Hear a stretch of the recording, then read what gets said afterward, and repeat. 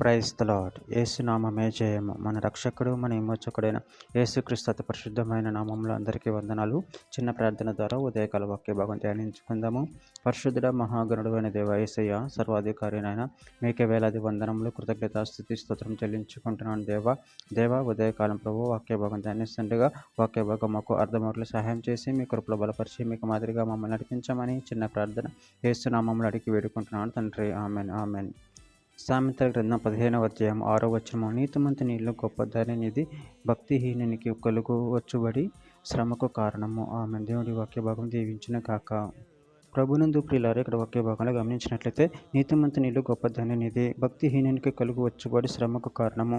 అదేవిధంగా వాక్య భాగంలో గమనించినట్లయితే సామెతల గ్రంథం 15వ అధ్యాయం 16వ వచనంలో నెమ్మది లేకుండా విస్తారమైన ధనం ఉండుట కంటే యెహోవా యందలి భయభక్తులతో కూడా కొంచెము కలిగి ఉండుట మేలుము. సామెతల గ్రంథం 8వ అధ్యాయం 21వ వచనము. నన్ను ప్రేమించే వారిని ఆస్తికర్తలుగా చేయుదును, వారు నిధులను నింపుదును. సామెతల గ్రంథం 13వ అధ్యాయం 22వ వచనం. మంచివాడు తన పిల్లలను ఆస్తికర్తలుగా చేయును, పాపాత్ముల ఆస్తి నీతిమంతులకు ఉంచబడును. సామెతల గ్రంథం 21వ అధ్యాయం 20వ వచనము. విలువగల ధనము నూనెయు జ్ఞానుల ఇంట నుండును, బుద్ధిహీనులు దాన్ని వ్యయపరచును. సామెతల గ్రంథం 10వ అధ్యాయం 22వ వచనం. యెహోవా ఆశీర్వాదం ఐశ్వర్యం ఇచ్చును, నరుల కష్టం చేత ఆశీర్వాదము ఎక్కువ కాదు. సామెతల గ్రంథం 16వ అధ్యాయం 8వ వచనం. అన్యాయము చేత కలిగిన గొప్ప వచ్చుబడి కంటే నీతితో కూడిన కొంచెమే శ్రేష్టము. కీర్తనల గ్రంథం 37వ అధ్యాయం 16వ వచనం. నీతిమంతునికి కలిగినది కొంచెమైనను బహుమంది భక్తిహీనులకున్న ధన సమృద్ధి కంటే శ్రేష్టము. ప్రసంగి గ్రంథం 4వ అధ్యాయం 6వ వచనం. శ్రమయును గాలికైన యత్నములను 2 చేతుల నిండా ఉండుట కంటే ఒక చేతి నిండా నెమ్మది కలిగి ఉండట మేలు. సామెతల గ్రంథం 29వ అధ్యాయం 10వ వచనం. అర్హంతకులు నిర్దోషులను ద్వేషింపబడుదురు, అట్టివారు యథార్థ ప్రాణం తీయజూతురు.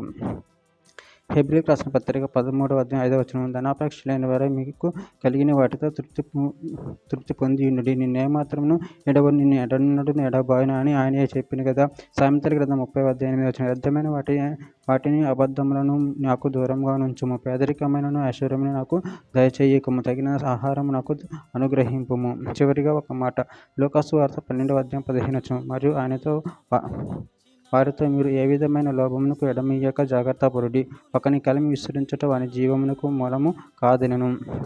దేవుడి వాక్య భాగం దీవించిన కాక. చిన్న ప్రార్థన చేసుకుందాము. పరిశుద్ధుడ ప్రేమగల దేవ యేసయ్య, మీరు ఇచ్చిన ఒక దానాన్ని బట్టి ప్రభావ మీ కృతజ్ఞతలు చెల్లించుకుంటున్నాను తండ్రి. నాయన మీ నీతిమంతులుగా ఉండి నీతిని అనుసరించే వారుగా ఉండే శక్తిని అనుగ్రహించండి. మీ ప్రేమలో కృపలో కాచి కాపాడండి. నాయన నీ యందు భయభక్తులు కలిగి నీ రాజ్యమును ఎతికే వారు ఉండే శక్తిని అనుగ్రహించి మీ ప్రేమ కృపలో కాచి కాపాడమని చిన్న ప్రార్థన యేసుక్రీస్తు పరిశుద్ధమైన నామములో అడిగి వేడుకుంటున్నాను తండ్రి. ఆమేన్ ఆమేన్ ఆమేన్.